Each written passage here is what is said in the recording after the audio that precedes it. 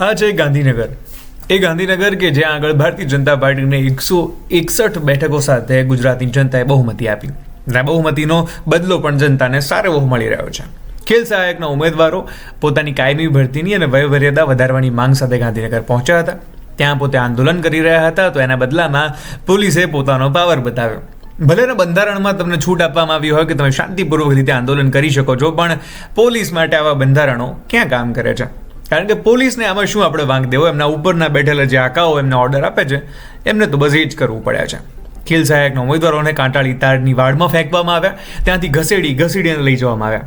કદાચ જો આમાં કોઈ સેલિબ્રિટી હોત કે કોઈ નેતા હોત તો આવું ન થાત. પણ હવે શું કરે?